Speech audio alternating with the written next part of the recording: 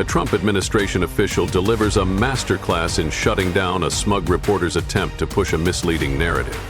With razor-sharp logic and unapologetic confidence, the official dismantles loaded questions about IRS layoffs, government spending, and inflation, leaving the journalists scrambling and the room buzzing. From bold plans to slash waste and bureaucracy to a civics lesson on democracy that hits hard, this press briefing is a roller coaster of wit, policy, and pure dominance.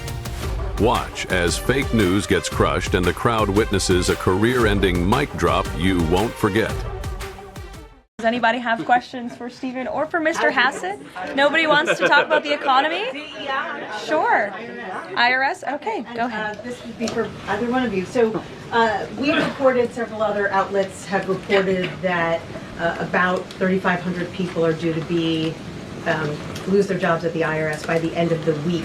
If the goal of these spending cuts across the federal government has been to reduce the debt, why impose some of the deepest cuts we've seen so far at the agency responsible for raising revenue for the federal government? Well, I think our objective is to make sure that the employees that we pay are being productive and effective. And there are many, more than 100,000 people working to collect taxes, and not all of them are fully occupied. And the Treasury Secretary is studying the matter and feels like 3,500 is a small number, and probably can get bigger, especially as we improve the IT at the IRS. And so I think that it's absolutely something that is on the table for good reasons. And the point is that don't just talk about the IRS, talk about all of government.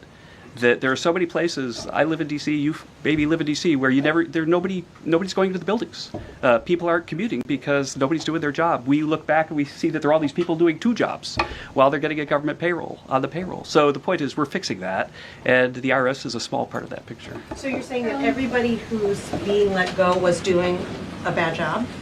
I'm saying that we're studying every agency and deciding who to let go and why. And we're doing so very rationally with a lot of support from analysis. Because we're being told by a lot of people who have been let go at other agencies that they were told they were being dismissed because of poor performance, when in some cases they haven't even had a performance review yet because they've only been on the job a couple of months. Yeah, I've never seen a person who was laid off for poor performance say that they were performing poorly.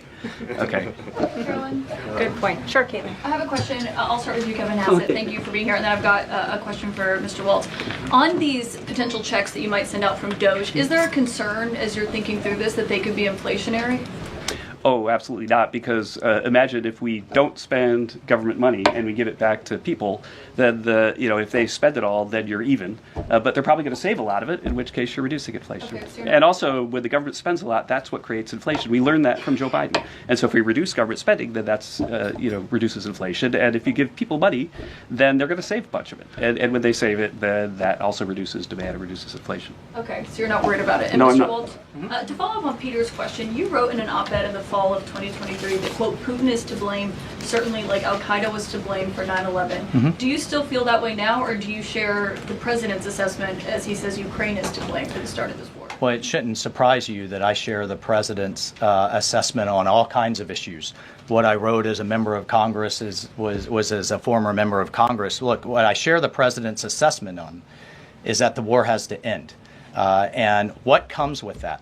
What comes with that should be, at some point, elections. What comes with that should be peace. What comes with that is prosperity that we've just offered in this natural resources and economic partnership arrangement, an end to the killing, and European security and security for the world. The president's not only determined to do that in Europe, he's determined to do it in the Middle East.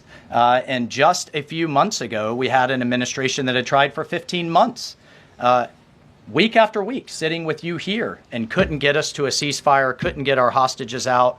Now we're at that point. We're back to maximum pressure on Iran, and we have just begun, and we will drive towards a ceasefire and all of those other steps. I'm not going to pre-negotiate or get ahead of the sequencing of all of that. It's a very delicate situation, but this is a president of peace, and who here would argue against peace? Okay, so you do share that assessment. And can I follow up? In 2017, go ahead, then Jordan. President Trump. Go ahead, can I just Jordan. Really You just had two questions, Caitlin. Jordan, go ahead.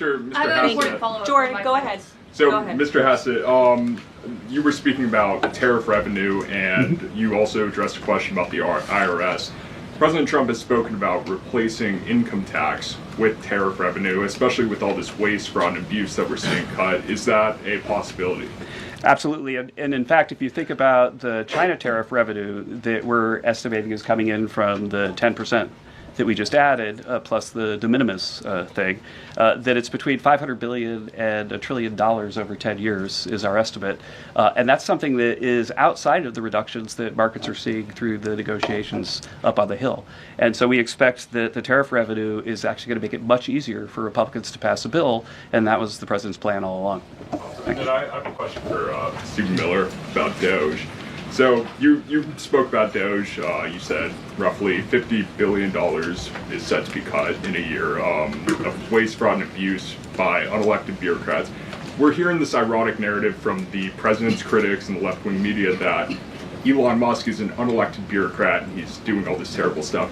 Isn't one of Doge's objectives to get rid of the federal bureaucracy, the deep state? And also, who was running the White House when Joe Biden was in office? Because I don't know a single person who believes it was Joe Biden. Yes, you're tempting me to say some very harsh things about some of our media friends. Yes, it is true that many of the people in this room for 4 years failed to cover the fact that Joe Biden was mentally incompetent and was not running the country. It is also true that many people in this room who have used this talking point that Elon is not elected fail to understand how government works. So I'm glad for the opportunity for a brief civics lesson. A president is elected by the whole American people. He's the only official in the entire government that is elected by the entire nation, right? Judges are appointed, members of Congress are elected at the district or state level, which is one man. And the Constitution, Article 2, has a clause known as the vesting clause, and it says the executive power shall be vested in a president, singular. The whole will of democracy is imbued into the elected president. That president then appoints staff to then impose that democratic will onto the government. The threat to democracy, indeed the existential threat to democracy, is the unelected bureaucracy of lifetime tenured civil servants who believe they answer to no one, who believe they can do whatever they want without consequence, who believe they can set their own agenda no matter what Americans vote for. So Americans vote for radical FBI reform, and FBI agents say they don't want to change. Or Americans vote for radical reform on our energy policies, but EPA bureaucrats say they don't want to change. Or Americans vote to end DEI, racist DEI policies, and lawyers of the Department of Justice say they don't want to change.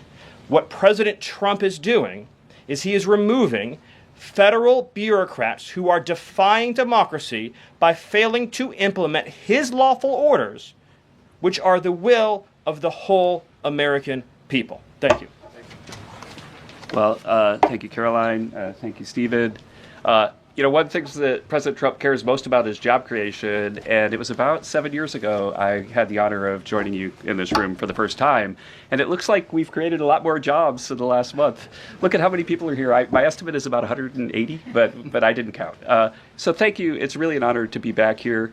I think that I just want to go over a few things and then hand it off to Mike. The first thing is that the president has told us to prioritize fighting inflation. And he had to do that because, as you know, President Biden let inflation get completely out of control. And he did it with policies that made no sense. They made no sense. A lot of times people say to us, our friends the journalists, why are you doing that? But I like to think, why did they do that?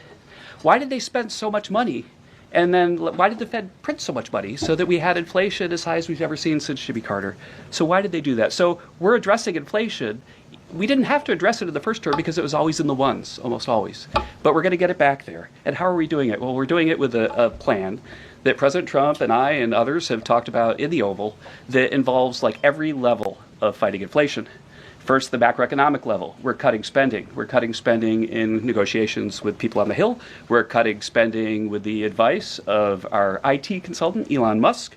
And then we're also looking into supply side things, like restoring Trump's tax cuts, maybe even expensing new factories so that there's an explosion of supply. If you have an explosion of supply and a reduction in government demand, then inflation goes way down. And then one of the things that you want to say is, well, when are you going to see it? Well, the first thing that you'll see when the markets believe that we're going to get inflation under control is that the 10-year Treasury rate goes down, because that's how they think about future expected inflation. And so we're still going to see some memory of Biden's inflation. It's not going to go away in a month. But the 10-year Treasury before the last consumer price index had dropped about 40 basis points. 40 basis points because markets were optimistic about our ability to fight inflation. 40 basis points is kind of not a fun thing to say. Economists talk that way, I apologize. But the way to think about it is, for a typical mortgage, if that affects the mortgage rate, then it's going to save a typical family buying a house about $1,000 a year. And that's just in our first month. Okay. The second thing we've done is we've had a lot of trade talks. In fact, I was just meeting a minister from Mexico with Howard Lutnick just a couple of hours ago. And we're talking about reciprocal trade, and we're also talking about the fentanyl crisis. And so reciprocal trade is about our government treating other governments the way they treat us. We want trade to be fair. It turns out that Americans have been disadvantaged by foreign governments over and over, and President Trump wants it to stop. And the fact that struck me as most noticeable when I started to look at what President Trump was asking us to do is that last year we have data, U.S. companies paid $370 billion in taxes to foreign governments. $370 billion. Last year, foreign multinationals paid us $57 billion in taxes. We have 1/4 of world GDP. They have 3/4 of world GDP, and we're paying 370, they're paying 57. This is not reciprocal. We're going to try, or we're going to, fix it. The other thing that we've done is we've had an all-of-the-above energy approach that's led by Doug Burgum and Chris and a really large team, EPA. And we've already made so many actions that are going to affect the price of energy and lower inflation. We've opened up 625 million acres to energy exploration. We've cut 50 years of red tape that makes it so you can't have permits. And we've even made it so that when you go home, if you get a new one, then you can take a shower or flush a toilet or read under a light bulb. We're doing that too. So finally, let's just think about like the facts that we can see right now that we think are awesome. So guess what? Small business optimism has gone up by the most ever since President Trump came in. ISM, which is the measure of what's going on in manufacturing, it's expanding again for the first time in years. CEO confidence is the highest it's been in years. And the reason people are thinking this is that our policies give people cause for optimism. And then I want to reiterate what Stephen Miller said, because it's so important, and it's so important for financial markets to start to digest this, that if, say, the Treasury Secretary or any cabinet secretary with Elon Musk is able to find some savings, say $100 billion, well, in CBO land, that's actually like about 10 times that, or maybe 12 times that, over a 10-year window. And so when you're thinking about the negotiations right now over reconciliation and thinking about, well, 4 trillion, 5 trillion, well, those numbers in terms of the savings are going to end up being small because of all the waste that we're finding. And so we're incredibly optimistic about the future of inflation and the future of our economy. And we're optimistic because we're making so much progress so far, and we already see it in market prices.